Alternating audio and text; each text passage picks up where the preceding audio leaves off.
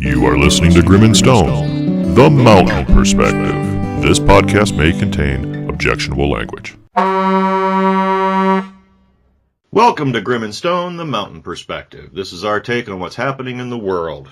How you doing, Stoney? I'm doing pretty good this morning. How are you? I'm all right. Little bastards kept me up a good part of the night, the little chickens. They're back there losing their minds right now. I didn't hear a thing. Oh, good God. I was trying to find a way to knock all the little buggers out without actually killing them. Good Lord. It's about time. They're getting there. Oh, they. As soon as you put them outside, we'll finish up winter. Yeah, then that last snow and minus 40 will hit. And Good God. Noisy little buggers. Yeah. Oh. I have a public service announcement for our listeners today. Oh. What is that? It's April Fool's Day, so don't believe anything and trust no one. Pretty much like any other day. Oh, speaking of which, YouTube is being cute and claiming that back in 2005, when they started YouTube, it was actually a contest to find the greatest video of all time. And supposedly at midnight tonight, all the YouTube videos will be taken off of YouTube. YouTube will be shutting down for the next 10 years while they review all of the videos that have been posted. And every 2 years... every 12 hours for the next 2 years, they'll be posting nominees or runners-up or some shit where it's people who stand a chance of getting, winning this prize. And the prize, as promised in 2005, is an MP3 player that clips to your sleeve and $500. Woohoo! Yeah, so, yeah, they think they're being cute today. Good Lord. Yeah, I had to watch it like 3 times because I wasn't fully awake. I'm like, what the hell is taking all the videos down? What? And then I realized, wait, today's April Fool's Day. All right, you bastards.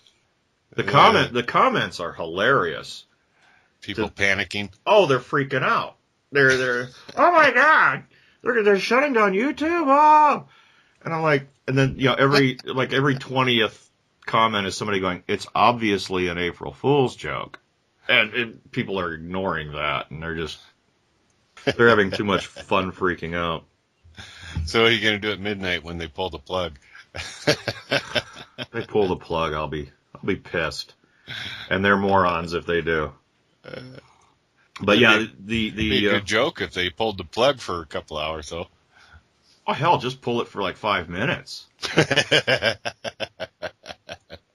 Because they're claiming they'll be back in 2023 with the final results of this YouTube contest. Because it's going to take them 10 years to go through all the videos. And then when YouTube comes back up, it will only have the one video on it. So. I'd pull the plug. I don't know. Just for a little while. Yeah, it'd be funny. But those of us who are like, wait, it's April Fool's and they're messing with us, so I would find it funny. Yeah. But, all right, let's get into this. We're going to do today's show a little bit different. We're going to do a veteran story. We're going to do weather. And then we're going to talk The Walking Dead, the season finale. What? Now, when we get to The Walking Dead, I would like to do it in the order of the show, as opposed to jumping to your favorite part. You're going to have to lead then, because I'm going to be all over the place. Right, but what I'm saying is let's not jump to your favorite part. Then you're going to have to lead. Okay. In veteran news, veterans fight changes to disability payments. Yeah, there's a certain president and administration and whatnot who would like to change how payments are calculated. Okay. I haven't heard this yet. Yeah, well, this is basically as far as like the cost of living increase that we get. Ah, I see. And what they use is the Consumer Price Index. The conventional Consumer Price Index measures changes in retail prices of a constant market base of goods and services. Okay? All right. That is how they do it now. What they want to do is go to a chained Consumer Price Index, which considers changes in the quality of goods purchased as well as the prices of those goods. What? Right. Basically what they want to do is what's trending. No. Exactly. But that's what, like I said, a certain president is pushing for, and his administration. Borderline there, Mike Grimm. Yeah. Borderline. Well, that's why, I found this, and obviously it's this type of thing interests us. Now, this is on military.com, and the source for this is the Associated Press. Okay. I'm just it's not The Onion, it's not yeah. Fox, it's not, Well, I was just referring to our agreement. It's borderline there, but well, hey, if someone screws up, regardless of party, or does something negative to us or our veteran brothers and sisters, then, like I said, regardless of party, we're gonna bring it forward. And so I figured I would make sure that people knew. Hey, if what the hell's his name? Shit. It's not shit, but Boner or whatever the hell his name is. If he did something stupid like this, I'd be all over it. So either way, they're wanting to change how they figure the cost of living increase. And let's see, under the current way of doing things, we would get our normal 1.7% increase. Okay? mm-hmm. Under the way that, we'll just call it the government wants to do it, it would be 1.4%. So, it's not it's not a massive amount of money, but it is a decrease. See, even your dogs don't like that. Yeah, I don't blame them. For weather, we're going to head to Huntington, West Virginia, where our good friend Linny lives. Hi, Linny. She's so sweet. Let's see. Let me go ahead and refresh this page so we can do a live update of what we got here. All right. Right now in Huntington, West Virginia, it is 43 degrees. It's raining. Humidity is 79%. Oh, Lord. Oh. That is just bad.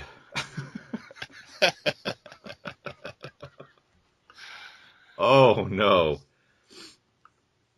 79%. I can feel everything sticking to everything. That's just yuck. Yeah.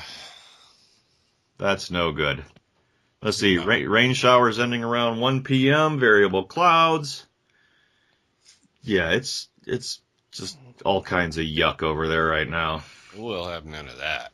No, God. Good God. Can you imagine if it hit 79% humidity here in Montana? I'd be dead. Well, not just you, but everybody. It would just... when we're... What's our average, would you say? About between 20 and 30%? Yeah, something like that. And when it hits 30%, people are, crying. So... I am. Oh, yeah. And I am now, too, unfortunately. I'm used to Ohio's 80% humidity, or I was, and then I come out here and... Good Lord. Yeah, so... Bad. So it's kind of a chilly, wet day in Huntington, West Virginia. So, love you, Lenny. All right, let's get right into The Walking Dead. Yes, that's it. Let's do that. Okay. The way the episode started off. Now, last night's episode was the first one you and I actually watched together in a very long time. Yeah. And the old governor punching someone in the face, and I was like, who's he punching? Now, I had already watched the opening by that point, and you guessed the same thing I guessed initially, which was our girl Andrea. Well, he just beat the snot out of Milton. Yeah. Well, we kind of saw it coming on last week's show. Yeah, well, yeah, I mean, you don't walk up to somebody, that'd be like, I broke something, I broke something of yours, but I didn't say anything. And you walk up to me and you know it, you found it, it's broke, but you haven't said anything to me. And you go, right. Hey, how you doing? I go, oh, pretty good. Too bad about your whatever. Well, guess what? I just told you. Yeah. Yeah.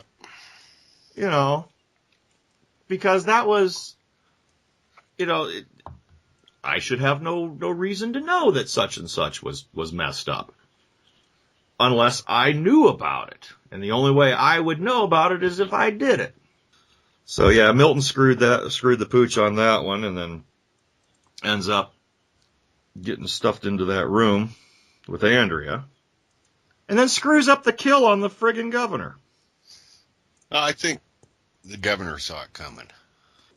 I think he did. Well, see, what Milton should have done is when he very first took the knife, that's when he should have made the move. Yeah. Not my back is to the governor, I'm gonna spin like a ninja, and, stab him in the heart. No! You gotta be quicker than that. Yeah, not the slickest move. Oh. And then our girl Andrea, throughout the entire episode, it's like, oh, Jesus Christ, shut the hell up and get those goddamn cuffs off. And what the hell, how was she, something I read on one of the threads last night of The Walking Dead was somebody had brought up, we're supposed to be stupid enough to believe that she got out of handcuffs with a pair of pliers. So what was she doing? Like, trying to bend the frigging links in the chain? That's what it looked like, but when she got out of the first one, she didn't have the cuff on. So I don't know what the hell she was doing. Yeah, because I can't imagine picking a lock with a pair of pliers. No. But, I don't know. I mean...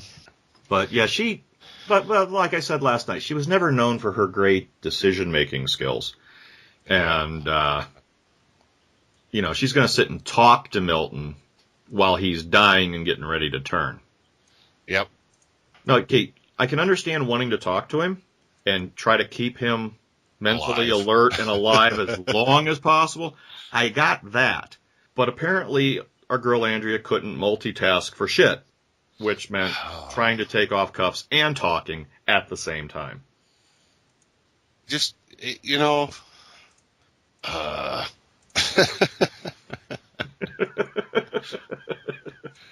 she to me, she was the most aggravating character in the entire 3 seasons so far, because everything that she sets out to do, she screws up because she's too busy running her mouth, or she thinks too damn much in situations that have one good solution. Yeah. Pick up the fucking pliers and get loose. You can't talk at the same time you're doing that? Wow. You're not even qualified to work at McDonald's. Yeah, no kidding. Yeah, she was, and she was supposed to have been a lawyer. That character was supposed to have been a lawyer. Oh, brother. I mean, I have to agree. She was definitely infuriating. She was right up there with old Lori Grimes on the infuriation scale. Because everything Lori touched turned to shit, and everything that Andrea touched turned to shit. So, the anti-Midas touch. Yeah. I don't know. She just, good Lord. Can you do anything right? You know, I just didn't want anyone to die. Wait, everybody fucking died. yeah. More people died because you kept screwing off. I mean, she had 2 or 3 opportunities, perfect, clean, to take out the governor and end that mess, and she couldn't do it. Not that she was not capable, not that she didn't have the opportunity, but she had to stop and think, and then the opportunity was gone. Yeah. God. Even after she knew what he was. Yeah. See, now this is a perfect example of the kind of soldier that we used to have, that if the balloon went up and they're in the foxhole with me, I'm going to double my ammo with 1 bullet. Yeah. Oh man. Oh, God, she got on my nerves.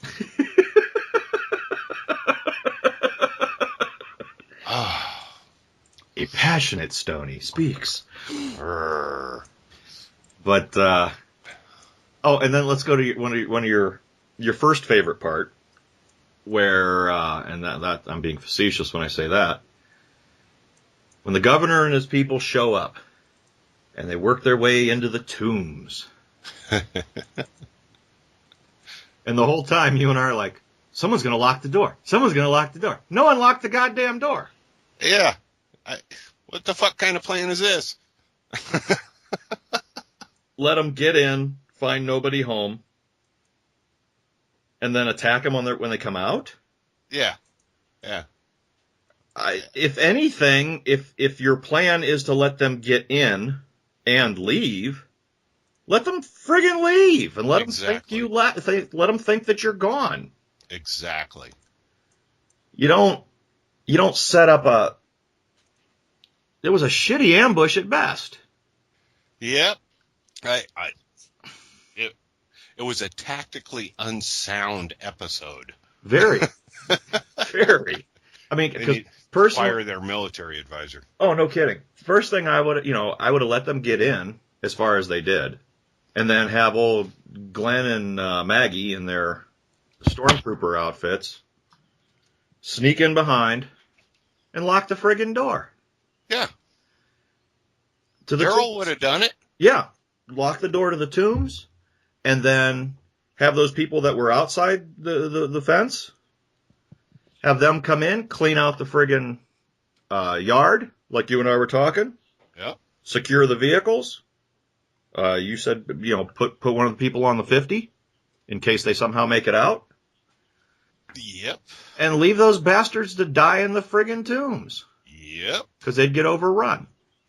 You're eventually going to run out of ammo, but unfortunately, you're not going to run out of walkers. That's right. And at some point, somebody's going to panic and shoot a bunch of the others while you're down there in the dark. Oh, yeah. Nommed on.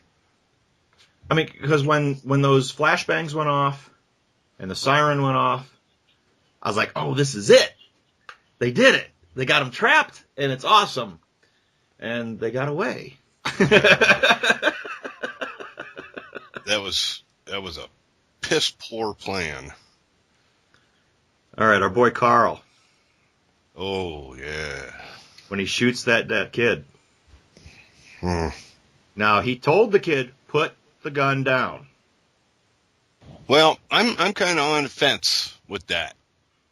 Because him and Herschel both told the kid, put it down. Mm-hmm. And then Herschel repeated that a couple of times. The kid kept stepping forward, holding the gun out, saying, "Okay, here you go, take it." Yeah. So I'm kind of the gun down. Yeah, I'm kind of on the fence with whether or not Carl shot the kid down like Herschel says. Because I mean, if I'm drawing on you, and I tell you put it down, and you're stepping towards me holding it in your hand. Here, go ahead, here, take it, you can have it. That's not what I said, and I'm going to shoot you. Yeah. I think Carl was right. It's definitely a judgment call, Yeah. but I liked the explanation that Carl gave afterwards. Yeah. I didn't kill so-and-so and they killed so-and-so. I didn't kill this person and they killed so-and-so. Yeah. Well, he called Rick out on a couple of them, too. Yeah. And then he's like, I wasn't going to take that chance again. Yep. So, I mean, I fully understand why he shot the kid. But it's one of those where it's like, ooh, it was a tough call. It was, but And I got to give kudos to Carl for making the call.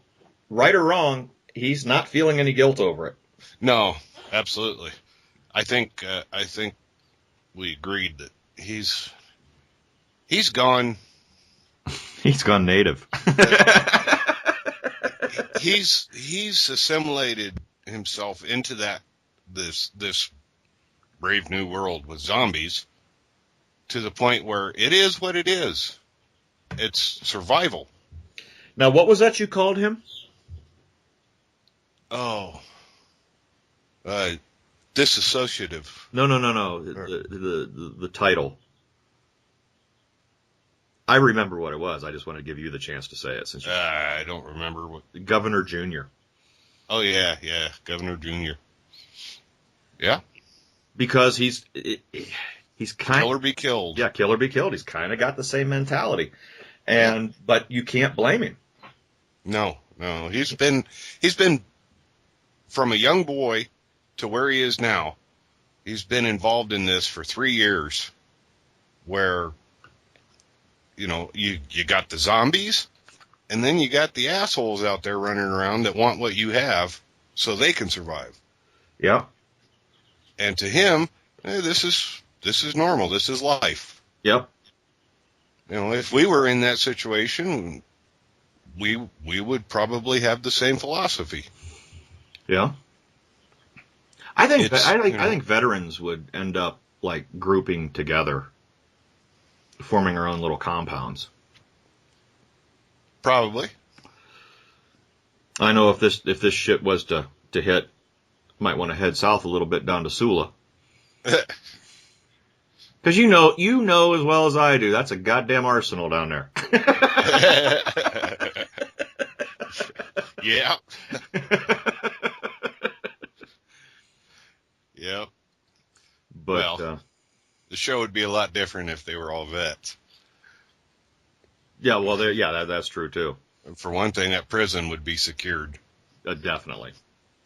But yeah, Carl's gone. He's he's in that place where this is just the way it is. Yep.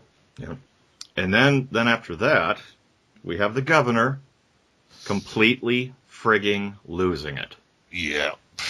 Finally broke. Just snapped. You could hear it. It was like crack. Well, when it first started, I thought I was turning my head and I'm trying to get my ears focused in because I kept hearing this sound. It sounded like there was a truck coming down the road. Right. Then it got louder and louder, and I'm like, what the hell? And then he starts shooting. And I'm like, oh, okay. Oh, that was his brain going. All right, got it. That's the sound of a shorting in the system. Yeah, I've heard that sound. Mm. Yeah. Luckily, I was able to break it before it crescendoed, so. Yeah. But, he didn't manage. Oh. And then, it takes out all those people. And remember that woman laying on the ground with the dead guy on top of her. And I'm like, okay, at one time, that's a good defense. Mm-hmm. Not anymore. No. No. Because dude's going to wake up hungry. Yeah, he's going to wake up real friggin' hungry, and he's got the back of your skull right there. Yep. Well, she got lucky because if you noticed, dude laying on top of her, his head was on top of her head. Oh. And the governor was shooting all those people in the head. And when he got to that guy, his he ran out of bullets. His pistol was empty. Yeah. Oh, if he would have shot dude, he would have killed her too. Yeah. So she got really lucky. But yeah, he just completely went sideways. So, And our boy Menendez. I was rooting what for a pussy. Oh, no kidding, because I'm sitting there, I'm watching him, and the look on his face is like, oh my God, what the hell's going on? And I'm thinking, here's your chance, buddy. Here's your chance. Yeah. And he doesn't take it. Yeah, you're next. It never even crossed his mind. No. Well, I think I said last night, he was probably thinking the whole time, why, I can't stop him because without him, I'm not a man. Yeah. Oh, well, like you said, he's always going to be the lieutenant, never the captain. Right. He'll always be a number 2. What a pussy. Oh, I was very disappointed in him. Because I was really hoping that the interaction that he had with Daryl would, that oh, hey, they're people too, kind of thing. Yeah. I mean, it worked with Milton talking to Herschel. You can tie it back and go, oh, Milton realized that these are just people trying to get by. Yep. And so Milton did the right thing. And then Menendez just, I don't know, I'm very disappointed in him. Yeah, he had his chance. And blew it. Big time. And then thank God Tyrese is a terrible shot.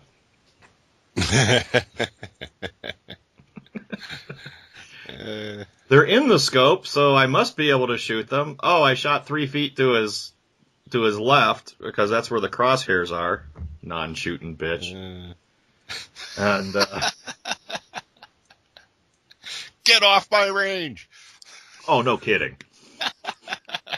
No kidding. I mean, Christ, he's got a high-powered rifle with one hell of a nice scope on it and blows the shot. I mean, I'm glad he blew the shot, but still. There was no reason for him to blow the shot. And then now we get to your favorite part. We're walking down the hall. We know where Andrea is. And we open the door. And there she is. I thought you were going to pee yourself cheering when you saw that she got bit.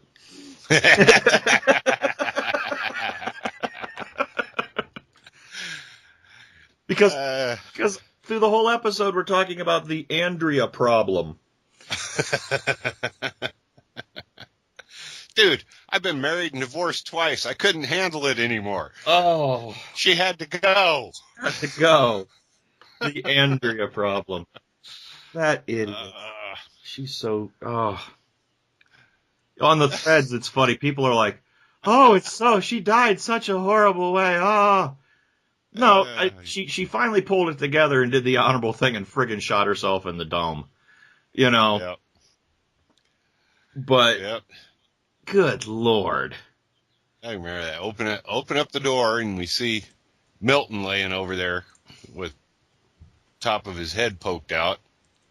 And she's sitting by the door. And I'm like, let her be bit. Let her. God, I hope she got bit.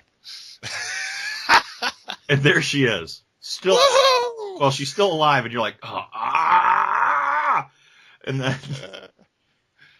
then Michelle's like, you're burning up. And then she pulls her collar back, and that's where you see that she got bit on the neck, and it's like, woo! The house fell on that bitch. Yay! Oh, ding dong, the bitch is gone. Good Lord. They'll bring her back as a ghost just to piss me off. No. They've already done their ghost thing. They can't do that anymore. And I'm hoping that Lori's finally frigging gone. She's got... Well, the actress who plays Lori has to have one hell of an agent to get her just those standing off in the distance roles. Well, the good thing is, that even though she does show up quite often lately, we don't have to listen to her. Oh, thank God. I'm just glad Andrea's gone. Yeah, I don't care about the rest of it. The rest of them can all go to hell. Andrea's dead, and it's a wonderful place. Well, that funny moment last night when Carl's looking at that picture, and we're like, oh, that was nice of him to make sure he has that picture for his sister. Where's he going to get a picture of Shane?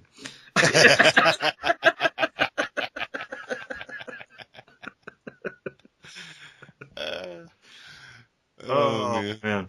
And then there at the end, they show up at the bus with all the old people, a few able bodies, and what another. Let's see, was any of because the pregnant woman got shot, and I don't know if there was anybody pregnant in that group, but a shit ton of kids. Yeah. And it's like, oh my God, we've just increased our group exponentially. That's a ton of mouths to feed. Well, like I said, though, what are your options? Okay, we're going to leave you here with Wild Bill Tyrese and his sister. And good luck. Have a nice day.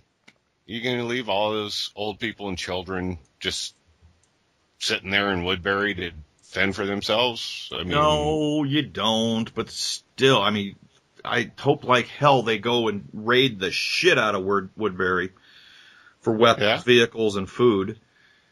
Yeah. And then, apparently they have seed and whatnot there in Woodbury, so they can go ahead and, because they all had gardens and stuff. Yeah. So then they can start gardening out front once they clear that front lawn out. Yeah. But the part that bothered me the most was the very end of the episode. You got the sun either rising or setting, I forget what it was. And then you got that little music playing in the background and Rick staring off in the distance, and it's like, I was waiting for, Louis Armstrong, it's a wonderful world. And it's like, no, the governor's still alive. And that dipshit's crazy enough to come back and kill you just to kill you. Yeah. No other reason. He's going to kill you just to kill you because he's a douche like that.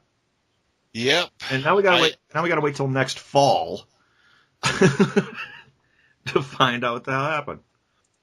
Yeah, they really didn't wrap that up very well because him and his two little lapdogs just drove off. They didn't go back to Woodbury, so where the hell did they go? What's going on? I don't know. Because they're not going to go far. No. Yeah. I mean, at some point, one of them two lapdogs is going to go, where are we going? Yeah. I mean, one of them has to say something screwed, well, let's put it this way. Screwed up in the governor's mind. No, well. Such as, that was kind of fucked up. Or, I don't know if you really needed to shoot all those people. Yep. That'll be enough for him to cap that person. And then, the other dude is just going to stand there and go, oh, wow. Yeah, he shouldn't have said nothing. He was wrong, I didn't like the ending. No, I didn't either. It was too many questions. Well, that's so we tune in next fall. Well, yeah, but I mean, come on. How long are we going to drag out this one line of thinking? Kill the asshole already. Yeah, no kidding. I mean, golly. Yeah, they need animals for, our people need animals for food. They need vegetables. Good God. I'm just looking at the logistics of it, and it's a friggin' nightmare right now. Oh, yeah. The world condition scenario, it's supposed to be that way. But at the same time, resolve the problem that has been driving the story all season long. Yeah. And then start something fresh with all of these issues when the season starts again. Well, what I'm hoping for is, let's see, the governor will show up at the beginning of season 4, just guns blazing, screaming, ah, cowabunga or whatever, drive through the fence, fuck up everything that all of our, that we've repaired and everything else, and then ends up getting killed in that attack. But before that, before he dies in the attack, let's see, several of our key players will get killed. That's what I'm guessing. I don't know. Well, we kind of went through the who can die list last night. Yeah. And Herschel's youngest, Carol. See, losing Carol would throw a neat twist into the Daryl character. Because whether or not him and Carol are knocking boots, there's at least some kind of emotional tie there. Yeah, I think but see, I think she's got an interest in Daryl. Well, it's pretty obvious. But I think she's more of a mother figure to him. The person that cares about him and cares for him. Oh, she wants him deep inside. Yeah.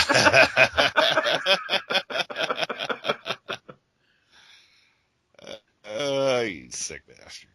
Hey, she's not a bad-looking woman. Yeah, she's a little older, but she'd do.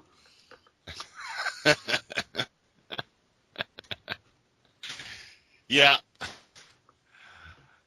Hey, speaking of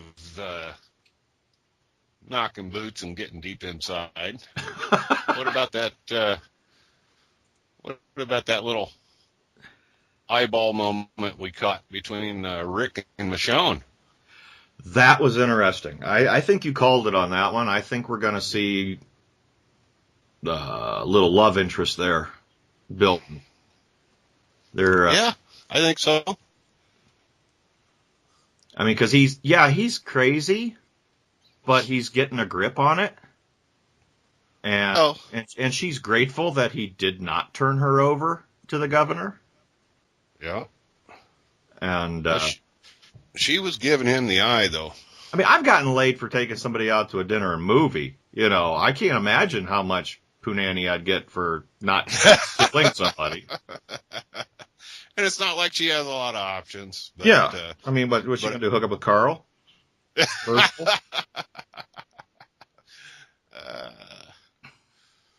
But yeah, that'll be interesting to see if that develops, though. But there was definitely a moment there. Glad Tyrese is back in the fold, though. Yeah. I like him. He's a good guy. He wants what is best, and not just for him or his sister. He's I think he's kind of like Andrea in he doesn't want anyone to die, but I don't think he's going to be so annoying about it.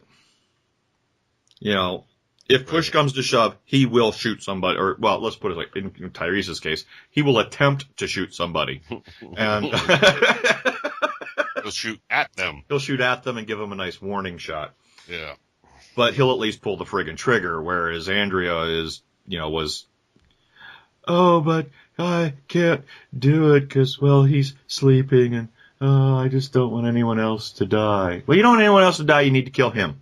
Yeah. Yep. Well, the governor summed it up real well when he was talking to Milton as he was bleeding out.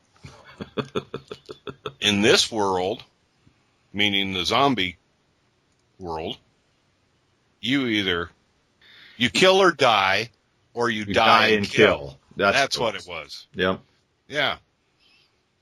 So, and what about at the very, very end when they brought all those people back? Oh yeah, yeah. And Rick went over to see Carl. I called it. Yep. Yeah, Carl looks at it and says, "What's this?"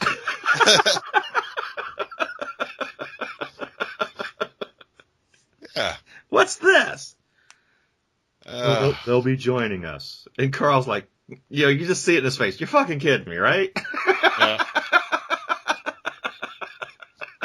I got to give him credit for that one. He just like his face went cold and he walked off. Yeah, just kind of like shaking his head like, I can't believe this shit.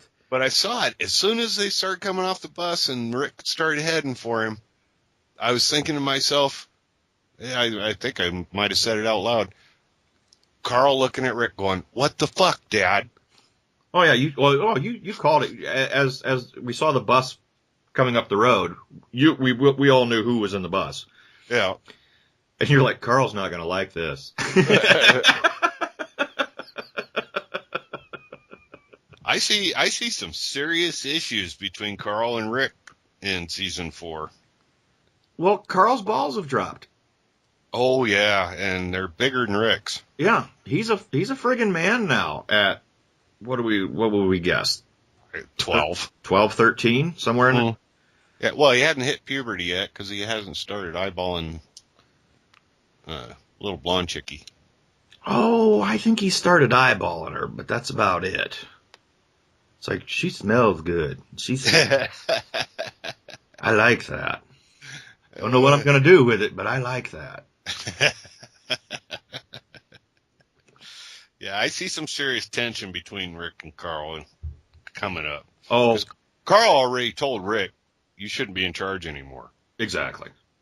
Well, what's going to happen is Carl's going to miss that first meal because they got to feed all those other people.